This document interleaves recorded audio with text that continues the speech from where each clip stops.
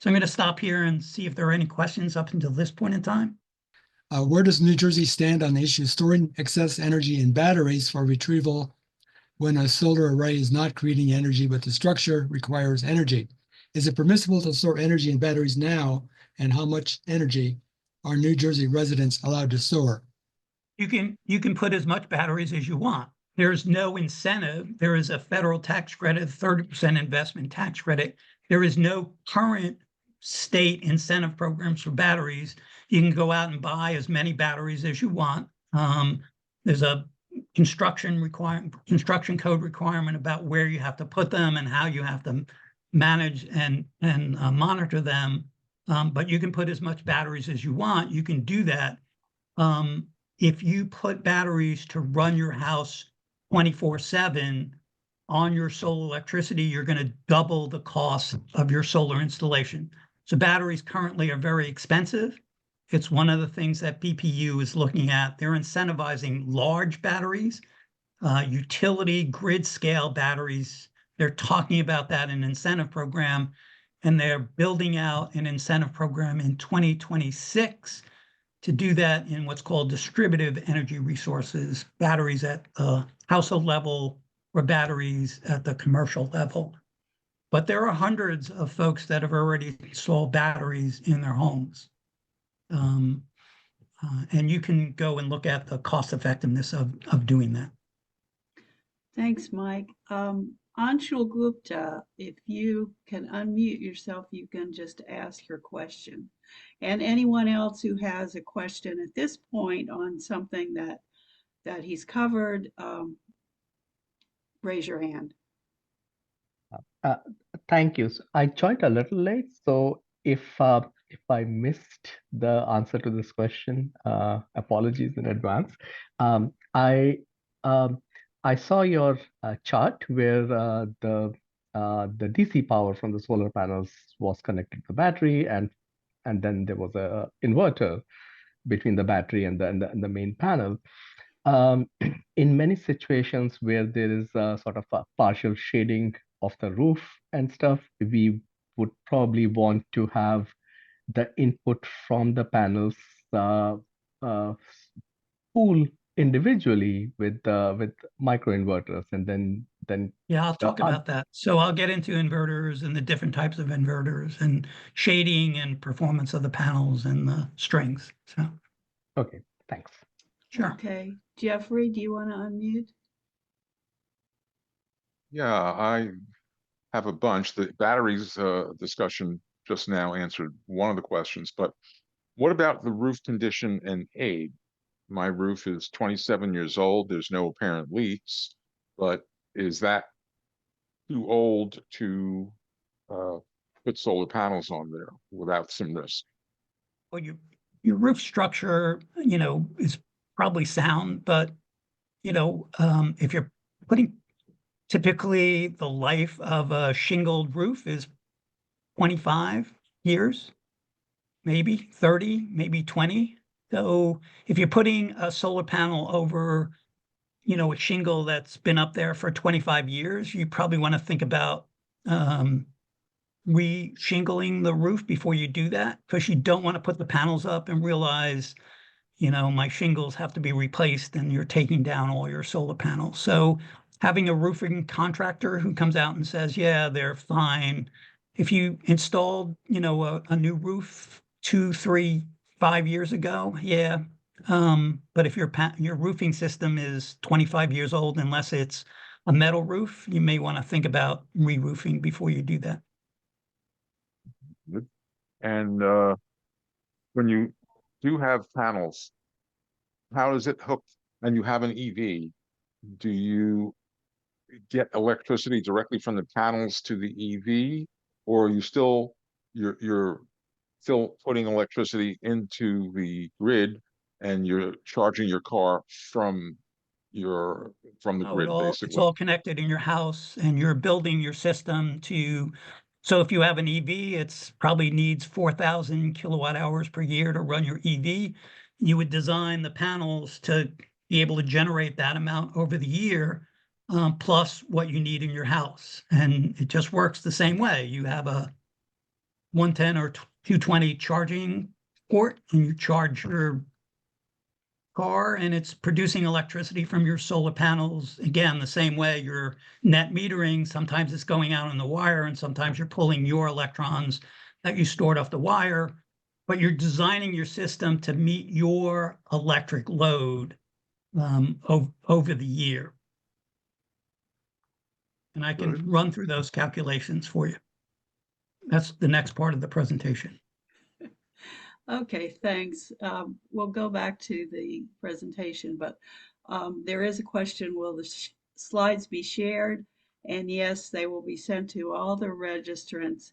And Mike, we already have the slides. Mike already gave us the slides. Sure. So we're good there. Okay, So Mike. I'm gonna run through this. These are all the steps you would think through. Basically, you start with how much electricity do I use on a monthly basis?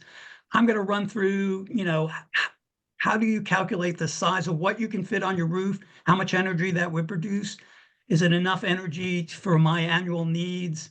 How does energy efficiency reduce that? What's the cost, and how would I pay for these panels that go on my roof? So the first thing you want to know, again, when we put up PV watts, is the azimuth. Which direction is my roof facing? And if you have a smartphone, it has a compass on it. So you want to basically, the best location to produce the most is a south-facing exposure. You get the sun the entire day. But you can put it on the western side, you can put it on the eastern side, you can even put it on the north side of your house and still produce electricity. And that's the azimuth. That's the first thing in that PV watts you want to think about. Then you want to think about the area of your roof. How much area do I have to put panels on? You probably never thought you would use geometry that you learned in 6th grade. Well, here you can calculate the area of your roof, whether it's a rectangle or triangle with geometry, and you can calculate what's called the slope of that roof. So that other factor that you get to play with is, what is the slope of my roof, the run over the rise, the rise over the run, and that's the typical slope of your roof. And most roofs are about 18 to 26 degrees. They have a slope. The best slope, so you want to have your house facing south. To produce the most amount of electricity, you want to have a tilt on your roof that equals the latitude, and we're at 41 degrees. That's a pretty steep roof. But I'll show you to some degree, it doesn't make a whole lot of difference. If you want to maximize your electricity in the winter, you want to build it with a 58-degree slope or tilt.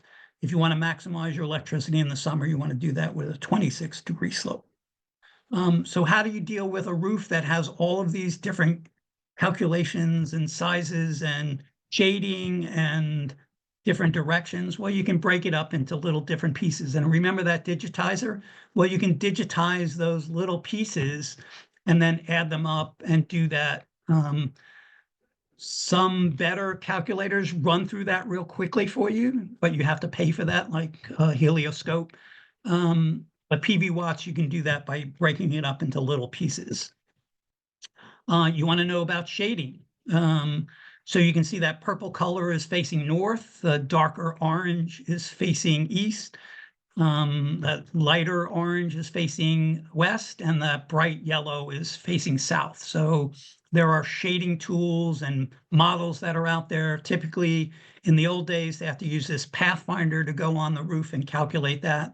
It's all done with modeling now to be able to do that. But I'll show you to some degree that doesn't matter. In some degree, you can just, if you're on a western facing roof, you may want to just add additional panels to make up that differential.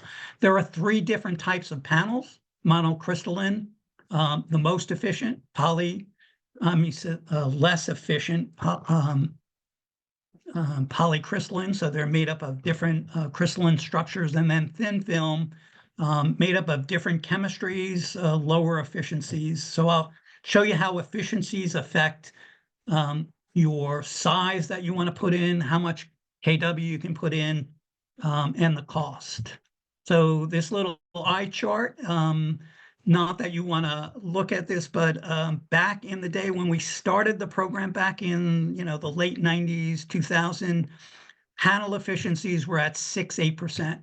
You can't buy a panel today on a residential system that's less than 20%. And you can see on this side of the chart, you're dealing in the laboratories with panel efficiencies that are in the high 20s, 30, 40%. By 2030, you're going to have panel efficiencies that are at 30%. A coal burning power plant converts coal to electricity at 33% efficiency. So you're right in that range when people say, oh, it's not efficient. Well, yeah. There is a difference in the capacity factor about how long they run, but efficiency-wise, they're like just about any other power plant. So standard size, all panels come typically 39 inches wide, 65 inches long, and they have different efficiencies. So their watts or watts per square foot is going to change. You can go out there, Energy Sage updates these panel lists, gives you all the manufacturers. You can search for a US manufacturer. We're now, thanks to the Infrastructure Jobs Act, we have solar manufacturers that are building in the United States. You can see the different manufacturers, and they have less efficient panels and more efficient panels. And I'll get into why that's a difference and what the cost factor is. So here's a typical roof, 21 by 10. Excuse the design. I'll talk about why, panels are not put on this horizontal slope, but you can't put panels edge to edge. You need a 3-foot separation, factor of safety for the building code. So your 21 by 10 foot panel roof should have fit 9 panels. Because of the setback, you can only fit 6 panels in that. So instead of 2.4 kW in that area, you can only fit 1.6 kW in that area. So you got to think about that setback area. Same thing on a triangle. You have to have a setback area, and you're trying to fit a rectangle into a triangle, so you're taking up space. So here's just a picture of what that looks like. So you can see on the left-hand side, that triangle, just how many panels you can fit in there with the setback. And then on the right-hand side, you want to think about the setback on all of those areas. So typically your usable space might be 30, 40, 50% of the total space that you have available.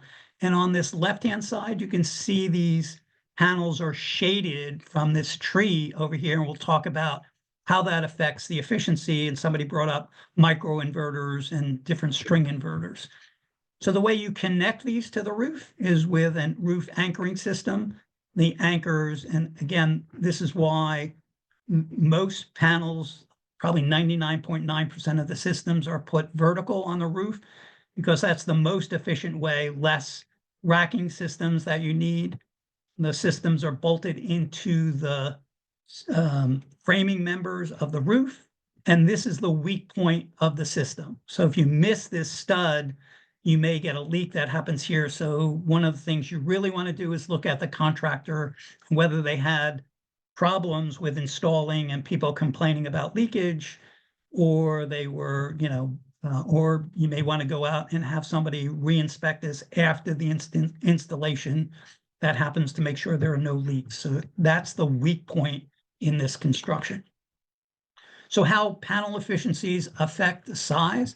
So if you need 5 kW solar to produce all the amount of electricity, and you only have 240 square foot of space, to do that, you need to put in high efficiency panels. They have a higher cost.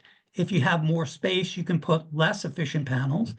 Of course, you would need to take up more space to produce the same amount of electricity, but lower cost in terms of the dollars per watt installed.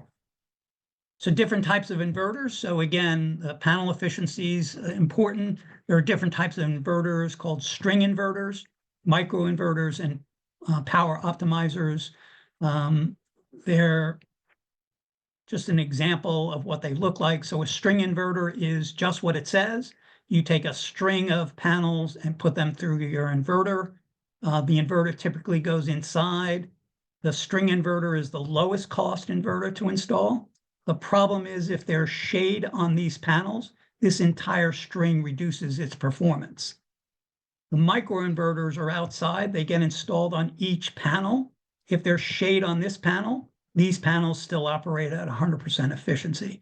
And then there's the best of both worlds. You get this inverter here and these power optimizers that again optimize the system, not as well as this, but better than the performance reducing in this string if there's some shading that occurs here or a panel goes down for some reason.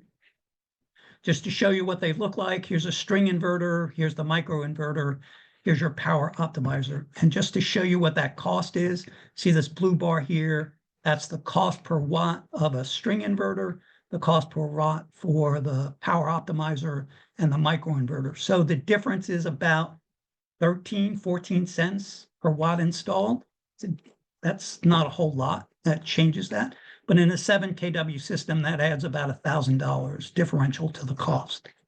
So just something to think about. But if you're expanding the system, if you're going to put in a heat pump and you want to put in panels next year on top of that or an EV, you may want to think about putting in microinverters. That's an easier way.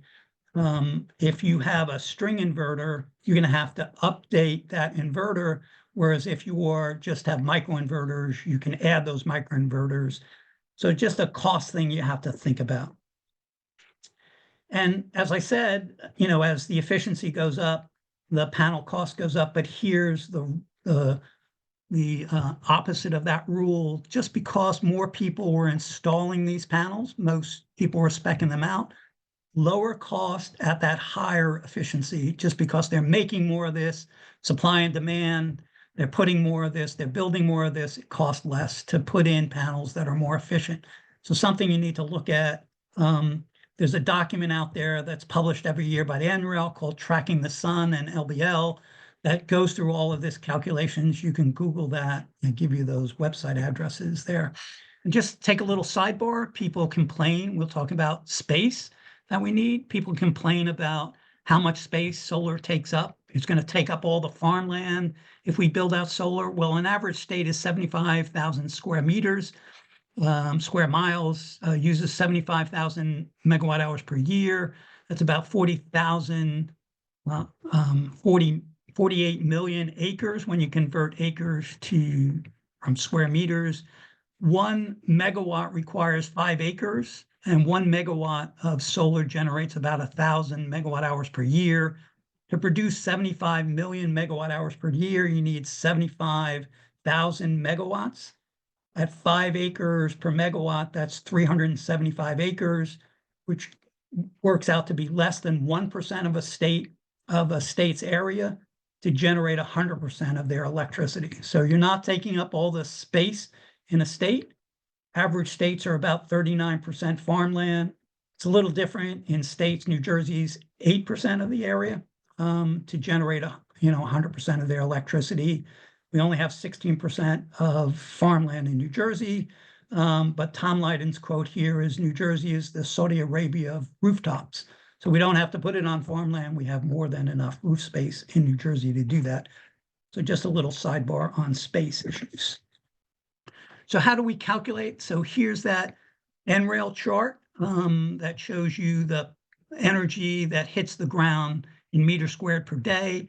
If I want to produce 10 kilowatt hours of electricity in California, I need 20 square feet of panels because it has energy that's hitting the ground at 5.5 kilowatt hours per meter squared per day.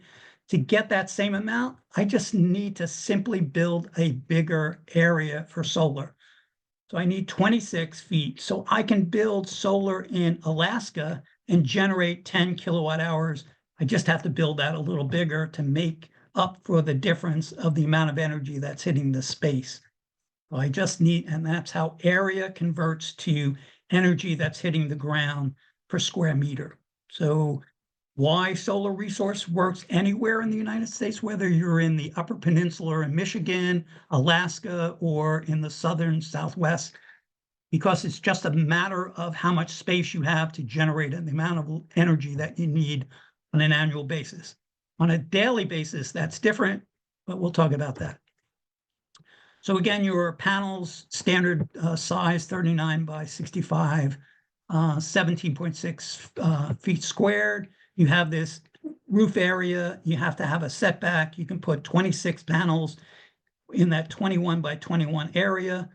If they were lower efficiency panels, you can put about 7 kW of system with those 26 panels. If you put 26 panels on at higher efficiency, you can put 8.5 kilowatts. So again, more efficiency means I can put more capacity on my roof. Lower efficiency means I need more panels to get the same amount of capacity.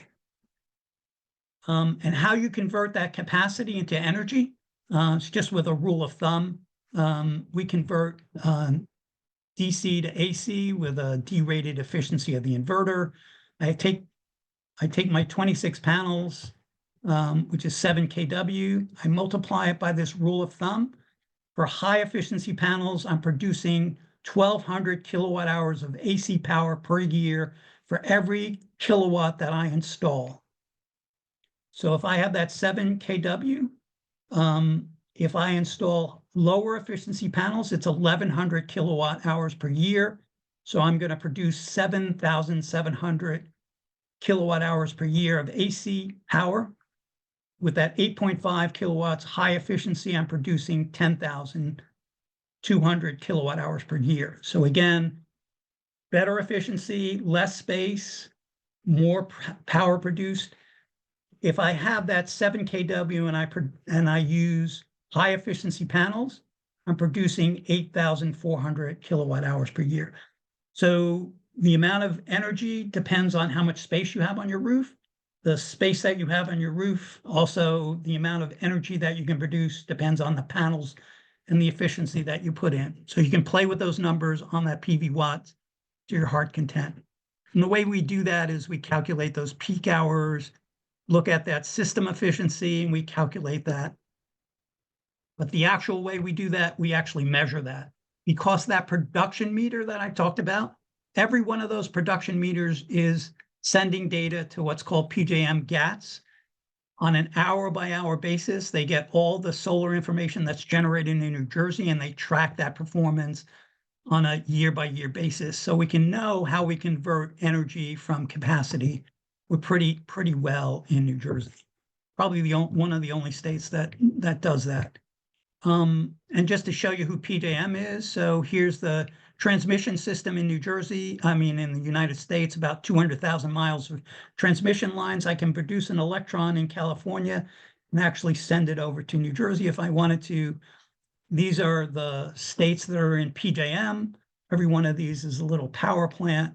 If you turn on your lights in New Jersey in your home, these folks in Valley Forge know that you've turned on your lights and have a power plant with a line that gets that electron to you so that you can use it at the speed of light. So I'll stop there for questions on that part.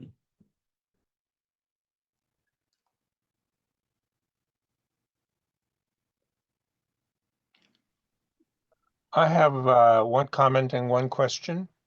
Sure. Okay. I had a system installed in 2005, and since I did have my roof replaced, all the panels came off. They were 150 watt panels. I'm assuming that it's not worth reinstalling those, that at that age and whatever efficiency they had, it'd be better to invest in new panels. And then after, if you can answer that, then I have a comment. Well, that, again, it depends on those panels are paid for. They're producing less energy, but they're all paid off. So everything there is free, right? Yes. But they're significantly lower than the panels. The new panels are double that, near 3,300 watts per panel versus 150 watts per panel. So double the efficiency, you're going to generate more, but then you have an expense. You're going to pay for those new panels. I'll show you, the cost benefit now with the 30% investment tax credit, the SREC, the net metering, probably cost effective. And again, you have to do the math yourself. Probably cost effective. I'll run through the numbers, how you can calculate that and see if it makes sense for you. Okay, my comment is that my neighbor and I both had the same issue with our panels. Squirrels decided to nest under Yep. the panels. Yep. There was enough space between the panels and the roof. And unbeknownst to me, they had actually chewed through my roof into the attic. Yeah, I wasn't even aware of that. And my neighbor had a similar issue. So the installer actually came back on my neighbor and installed some kind of screening all around. Yep. So yeah, they're doing that now as standard practice, putting yeah, I'm screening. glad to hear that because this was an unexpected Yep. surprise. Wildlife is amazing. They'll adapt to Yeah. anything that we do, right? Yeah, So, yeah. I mean, I don't mind them nesting, but you know, they chewed right through yeah, the. no, yep, yep. All right, thank you. You're welcome. Anshul, you can unmute and ask your question. Um, is what allowed to oversize the system in anticipation of future demand, like installing a heat pump or an EV in the future? So, two things, on a level one system, the utilities are getting hundreds of these applications, well, maybe not hundreds. So they have 10 days to approve or deny the application. So they may be rushing to get through and not thinking about what you just asked. But it all depends on the timing. In the past, they would say, hey, we'll give you a little break on this.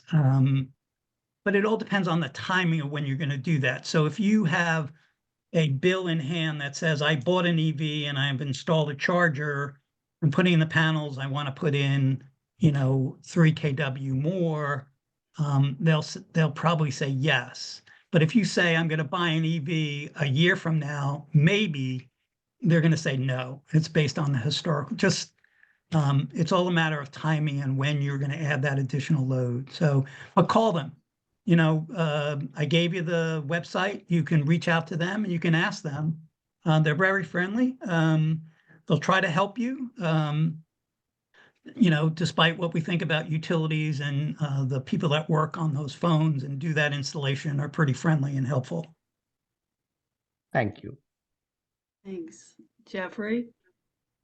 Hi, I'm going to revisit one question, but I have a couple of new ones. Tesla makes these solar panels, or I should say solar tiles. Has Michael had any exposure or experience with them?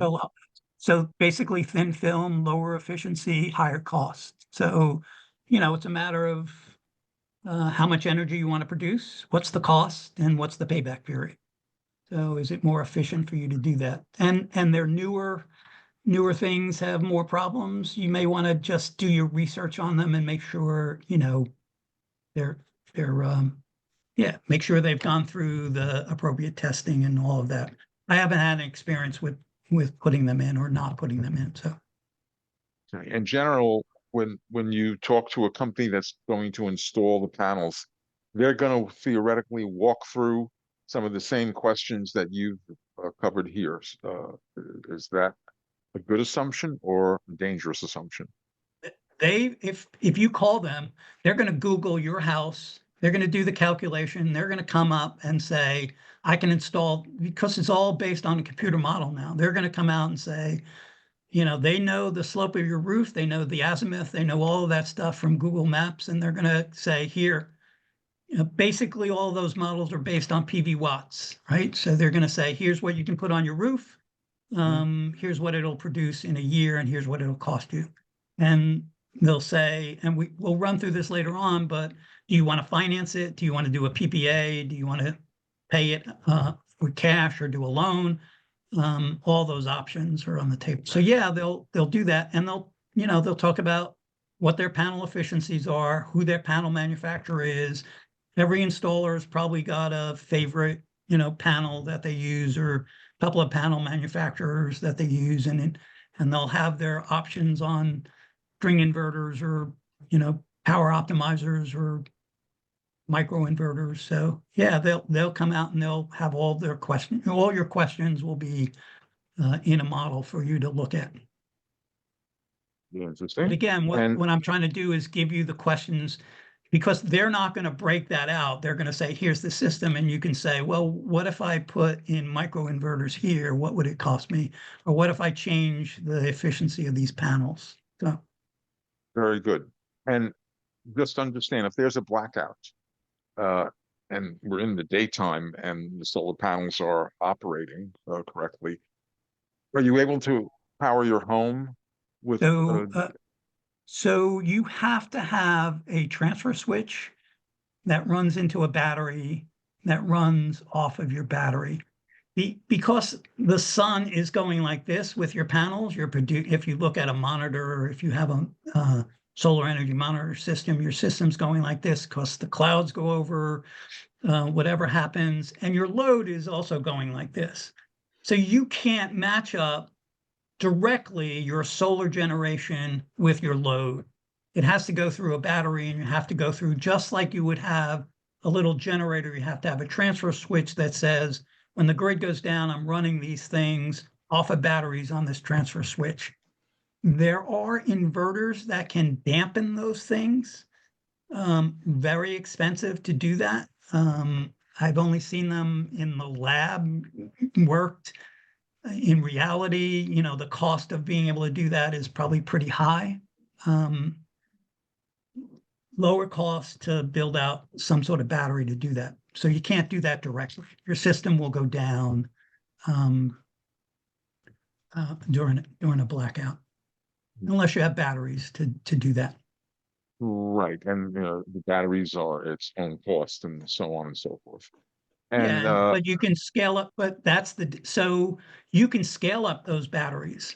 So you can buy a 1 kW system, add on a 2 kW system, add on a 3 kW system. So batteries are scalable. mhm, So, and then you can figure out your transfer panel to work your critical loads, right? So you're not going to be able to run your well pump on batteries, but you can run your refrigerator and your computer and your TV, right? right. So Well, the yeah, TV may not do any good because you may not be able to get power coming in from your cable company or something like that, but that's yeah. neither here nor there. Well, Uh, yeah. Let but me just ask a understand, question. Let me ask a question that's in the chat. Walter says, how hard is it to add battery and additional solar panels to your house if you already have some? So it all depends on how you're structured, right? So if you have a string inverter, you're going to have to upgrade the string inverter. If you have the space, and you plan for that, it's probably easier. If you didn't plan for it, that those wires go in a combiner box, that has to be changed also, unless you're adding it as a separate system, and then you're going to have a separate inverter. You can do that. You're going to have wires come into 2 different points. So it all depends on what you started with. To add batteries, easier in new construction, easier in a new system that you're putting on your roof, harder in a retrofit situation. And so I know solar, I know a little bit about batteries, but I'm getting out of my depth. It's a matter of how you connect them, whether you connect them DC coupled or AC coupled. And I'm pretty sure on the retrofit side, it's just more difficult to connect them in a DC coupled mode, which is probably what they require you to do. So it's harder on a retrofit to do that, but doable. Let me take a There's question harder means from higher Stephen. cost too. Oh, sorry. Let me take a question from Stephen, and then if Jeffrey has more, we can come back to you. So Yes. Stephen? Hello, can you hear me okay? Yes. Okay. I went through the estimate in my yard for putting in solar, and I found that their estimate was higher than what I currently pay, even with the SREC discount. What I'm an extreme DIY person who has exposure to like the east side and maybe a little bit of southeast side of the yard. And being a DIY person, I want to put panels, want to see if I can incrementally put panels in my front yard. Because I'm on the south side of a hill and I have trees that George Washington could have seen, on the south side, so there's no way in heck I would cut down a tree just to put solar Right. in, okay? Right, right. So also, where I live, there's a well. So I'm just picking up on your comment about well pumps and being able to do things, because in Hope, New Jersey, we go back 250 years when the power goes out, but it's stupid because we don't have we don't have water, okay? I bet you back then they had water, okay? So Right. I'm trying to figure out what to do in the sense of independently putting something in. So, And so reference you have that. So in that backyard, you have to go ask the zoning board whether you can do that. Uh-huh. So typically they've seen hundreds of rooftop installations, probably 0 ground mounted installations. So you have to go reach out to your zoning board to say, can I do that?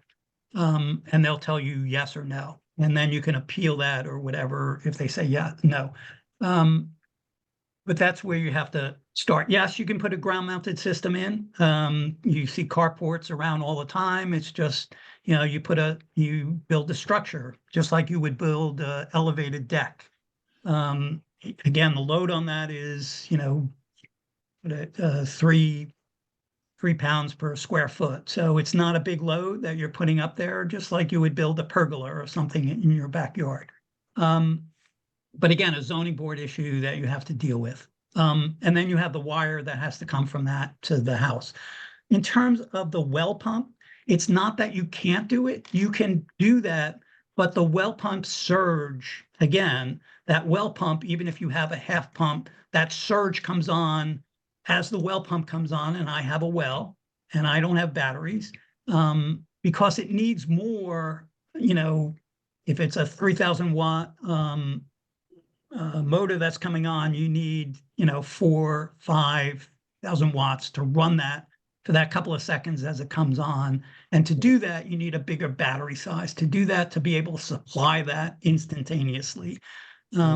So that's why you can go ahead and do that, but you have to size the system to be able to do that. And getting, again, a little out of my depth in terms of battery sizing, but go talk to a contractor. I'm sure if you wanted to do that, they could build you a system, but it will cost you. As far as inspection is concerned, since I'm a DIY kind of person, should I run into the funds to do this? Well, you're going to need it inspected. You need a building Yes. permit, Yes. regardless of whether you do it yourself. It Okay. needs to be, I'm pretty sure you're going to have an electrician sign off on that. So Sure. even if you're DIY, the utilities are going to want the building construction, what's that sticker that they inspected it and improved it before they allow you to interconnect. And you won't get the SRECs unless the utility interconnects you. So yeah, you can do it yourself, but you're going to have to jump through those hoops on the construction side. Great. Thank you very much. Thank you. So let's figure out how much energy we need. You can do an energy analysis. There's a whole bunch of stuff the utilities are now doing with free estimates. You can get all your information from the utilities now when you sign up. They have little calculators that can run through that. Here's one that I did for my own. It'll ask you questions about how many windows you have, what's the square footage you have, what kind of heating system, air conditioning system, washer, dryer, are they Energy Star, and it'll calculate how much energy you use and what your cost is.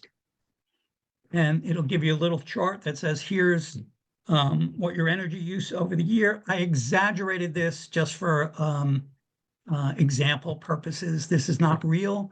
We ran through these charts. So again, you can plug in your numbers. I know that I need 9,000 kilowatt hours per year. That's about average for a single family home in New Jersey. An average home in New Jersey is going to need about 7 kW of solar on the roof. That's why I picked these numbers. You can plug that into PV watts. right into this. It's got a 20-degree slope. It's facing south. It used to be able to take what the cost for electricity was, and it'll calculate out what I just showed you. It calculates out that 7 kW system facing south, 20-degree slope will generate 9,000 kilowatt hours over the year. Avoided cost, that's 16 cents per kilowatt hour, almost $1,500. Here's what it would be if I had a flat roof. And again, it's 9,000 kilowatt hours per year here. The flat roof is just a little over 8,000 kilowatt hours on a flat roof, 7 kW facing south. Here's what it is if I put it at the optimal angle facing south. So again, the difference isn't all that great. If I need 9,000 kilowatt hours here, I'm putting in more efficient panels on this side. So I'm instead of standard panels, I'm saying put in the high efficiency panels, and I need more space. So I can do that here on a flat roof and generate 9,000 kilowatt hours. The payback system on this is greater, right? So I need more panels to generate 9,000 kilowatt hours. Here I'm producing more than I need. I can scale back the system. Just an example of a 7 kW system facing north, and again, the optimal system produces 9,200 kilowatt hours. Facing north is 600. So it generates electricity. I need to build a bigger system to get 9,000 kilowatt hours. I also need to put it on a little bit of a slope to get that. So here's what it is facing east, and here's what it is facing west. So again, I can do that. I can build more on this system, but it's going to cost me more. And the payback period is going to be different. So again, getting back to the electricity that I calculated that I needed in that little model, you can do that from the data you get from the utility. And you can see here in the summer months, I'm using 2,500, again, exaggerated. My system in the summer is generating less than 1,000. So I'm going to be importing through my system to make up for probably this air conditioning. So if I put in a more efficient air conditioner, either I do that beforehand or after I install that, my system matches up a little more. And again, this is just an example to show you how you want to think about, do I do efficiency? Do I lower my load so I can put in less solar panels, or I'm building out this solar panel based on the historic, and then I'm going to put in a more efficient heat pump? What happens to this? What happens to my generation in the wintertime? You have to think through those systems. We showed you these charts. Let's get back to the payback period. Here's the money on the table. So a simple payback period equation is just the total cost of the system divided by the annual revenues per year. Gives you the amount of years in a simple payback. 1 over the simple payback is just the return on your investment. Simple. It's not a net present value calculation or discounted cash flow. So how do we work that? So a 7 kW system, here's this book that's published every year by LBN and NREL, US DOE Labs. They published this book called Tracking the Sun. It lists all of these costs across the country by state, by residential, commercial. So it lists all the costs a year in the past, but it lists all those costs. So you can go in there and look at, in New Jersey, it ranges from about $2 to plus $3 a watt installed. So that's $21,000 to put in a 7 kW system, $3,000 per kW, exempt from sales tax, no property tax expansion. A 30% investment tax credit on that 7 kW system is $6,300. That lasts now. Who knows what happens after January 20th? So net out of my pocket is $14,700 for that 7 kW system. And what's the revenues? So that's 9,000 kilowatt hours that my 7 kW system produces at almost 20 cents a kilowatt hour. Retail rate for electricity is almost $18,000 per year that I'm not paying the utility company. I'm putting that in my pocket.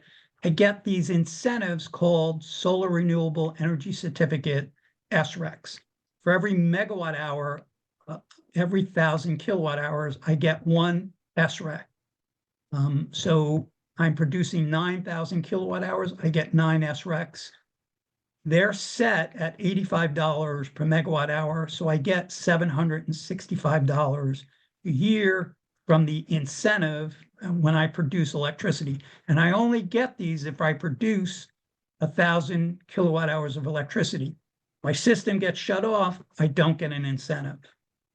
So the total revenue is $2,545 per year. How that SREC is calculated, what that is. So I'm a solar generator. I produce solar electricity.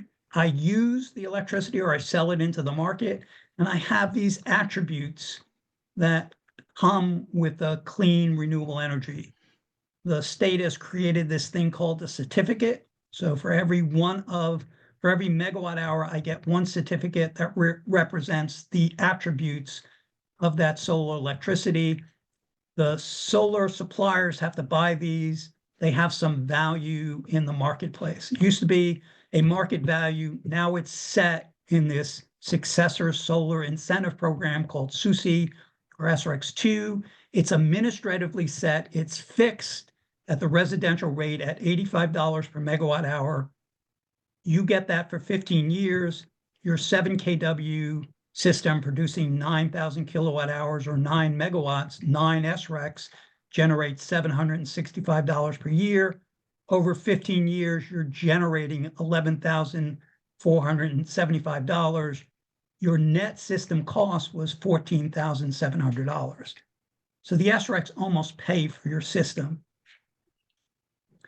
Just a little more detail on where that all comes from. I'm going to pass over that. There's a process you have to go through to get those. Your installer knows this. If you're a DIY person, you have to follow all these steps to get your SRECs. You have to understand all of that process to interconnect your system and to get the SRECs.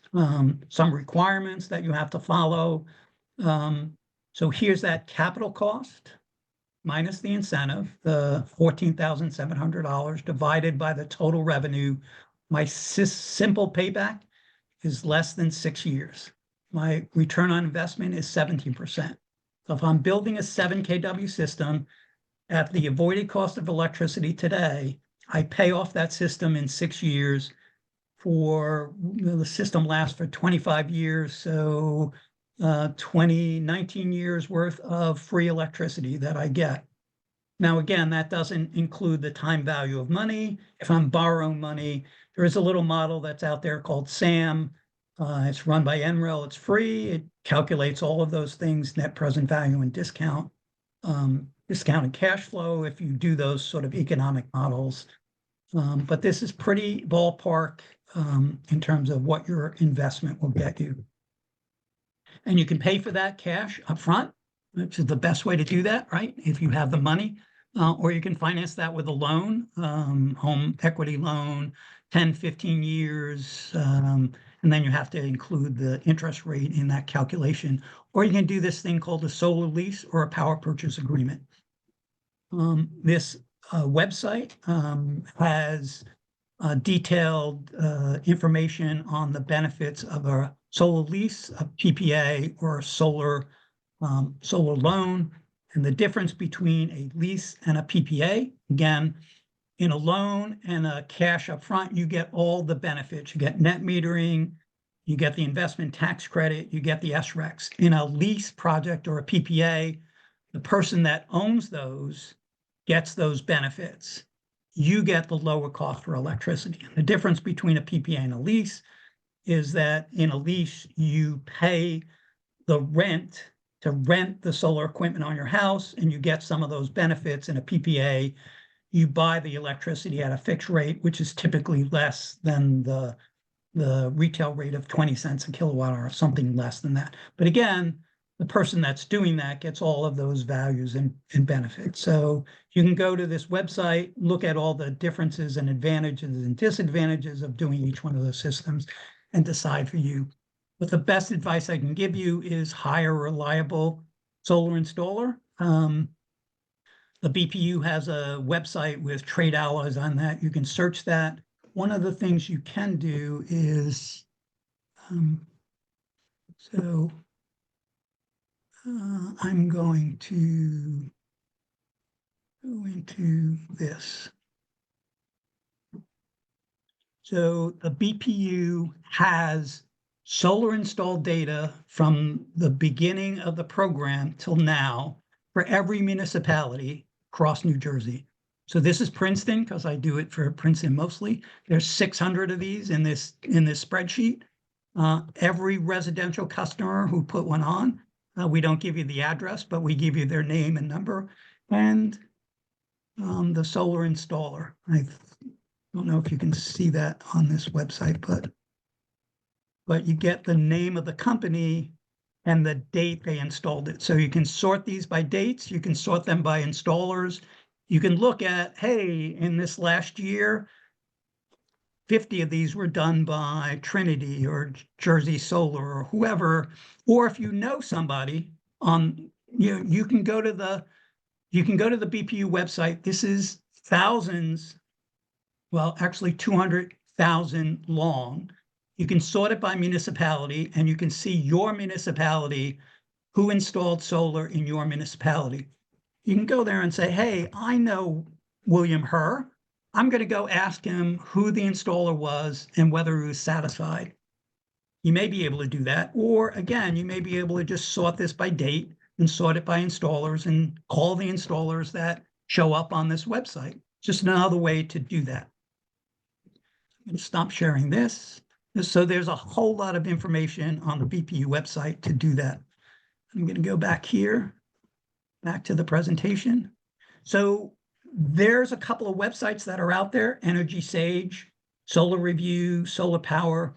They all have an ability for you to put in your zip code and your address, and they will come up with installers that they vetted that have worked on projects in your area.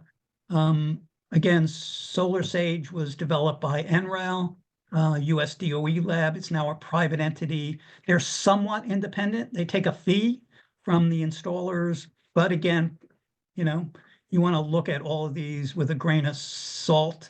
So they're mostly independent, but they do have fees that solar installers pay for them. So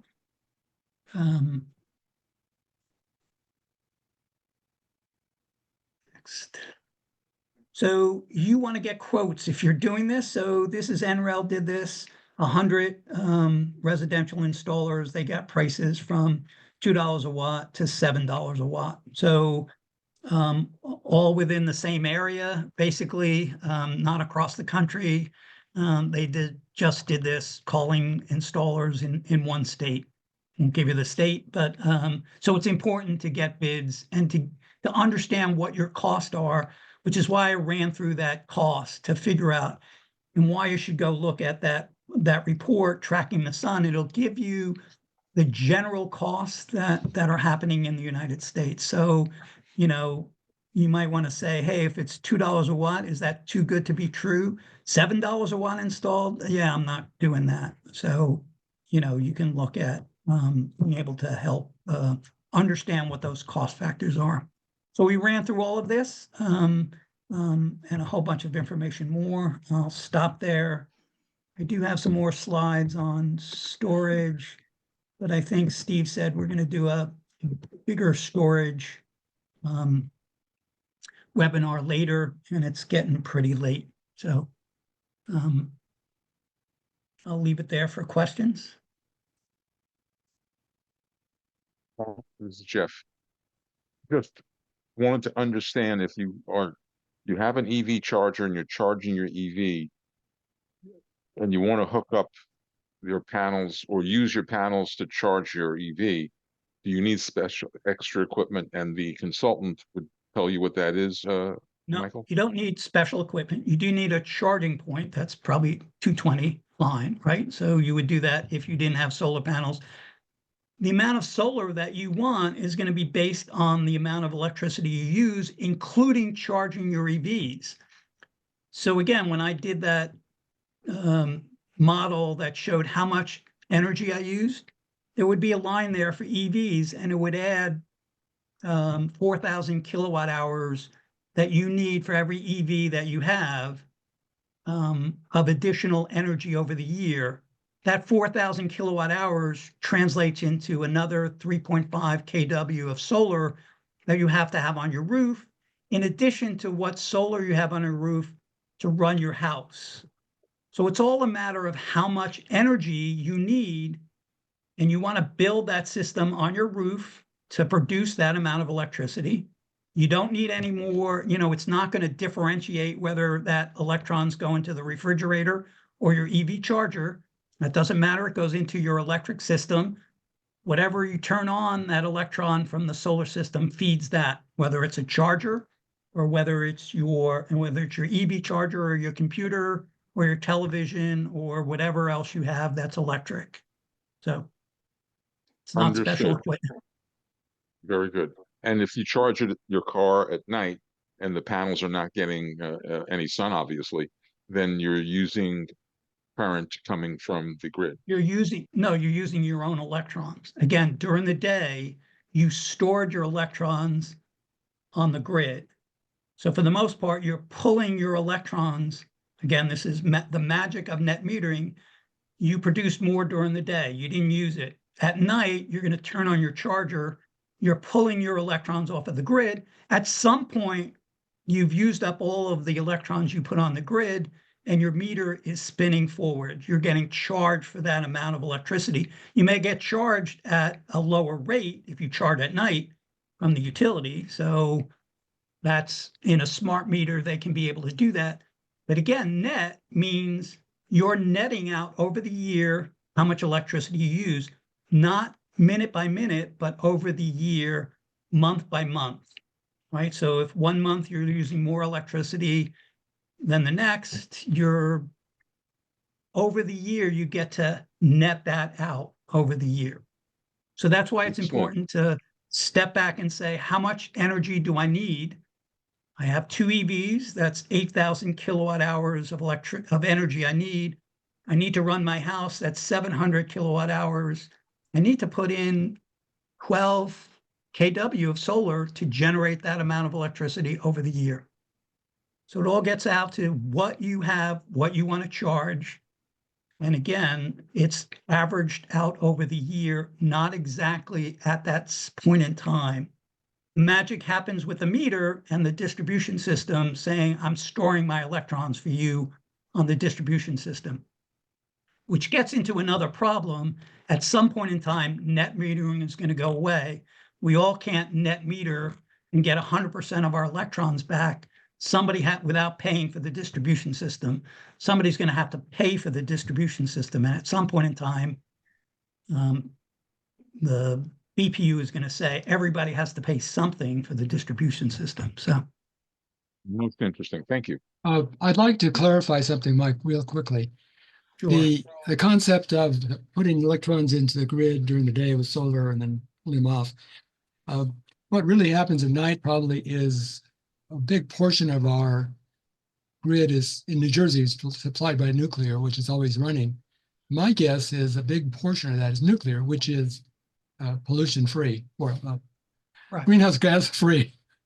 I'm Right. trying to make myself feel good about putting solar. Right. So yeah, if you want to think about that big picture, if you've used up all your electrons, again, because it's net, you want to be charging your EV at night when it's a lower emissions of CO2 per megawatt hour, right? Yes, So is that Steve true? Flake- Yeah. So- Yeah, so it Well, makes me feel good about solar. Thank you. Yeah, so yes, baseline nuclear is running all the time. Those natural gas power plants cycle down at night. Your base load is typically supplied by nuclear at nighttime. But that's getting into You know, we could be here an hour and a half talking about what electrons we're pulling off the grid at what time. Hey, Yeah. But we're getting I- there. We're I getting to think the we point need to where, stop. I'm on the call.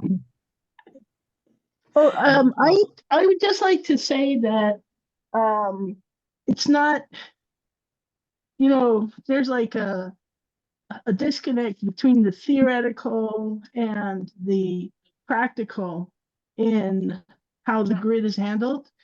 Because theoretically, we're pulling our energy back from the grid at night, but in actuality, we're not. Like Right, our right. energy goes into the grid and it disappears. It just becomes Right, part right. of the aggregate energy, right. right? For So money, we're for pulling back calculating dollars credit and for- cents. Go ahead. Yeah, we're pulling back credit for the energy that we've donated to the grid. Right. But not the actual energy. Exactly. That's right. Steve, do you want to, I think we're gonna close up now. And Okay, do you want to talk about next month, or do you want me to give my little ad, or? I'd like to hear, yeah, I'd like to hear the promo. That would be great if you could do that. Okay, this will be quick. I just put into the link into the chat. I'm Pat Miller, and I want to call your attention again to the New Jersey Electrification Coaching Network. We officially launched the coaching network in our November webinar 1 month ago. We have a website now and an intake form for people who are considering electrification projects for their own homes. We've had several clients apply during this month, and we have had coaches volunteer to coach those clients, mostly when the coach has experience with the type of projects that the client is inquiring about. Our coaching network has grown to 18 coaches, and we got another one tonight, Steve. Most of us are trained by Rewiring America. We use Rewiring America tools like its electrification planner. We coaches are all at different places on the learning curve, and new coaches, such as myself, generally work with a more experienced coach.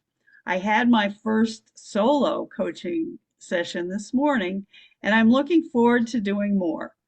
If you're interested in a heat pump, solar, or any other electrification project for your home and would like information or advice on how to go about it from a coach, then go to the link that I put in the chat and put in and apply for a coach. Describe your problem.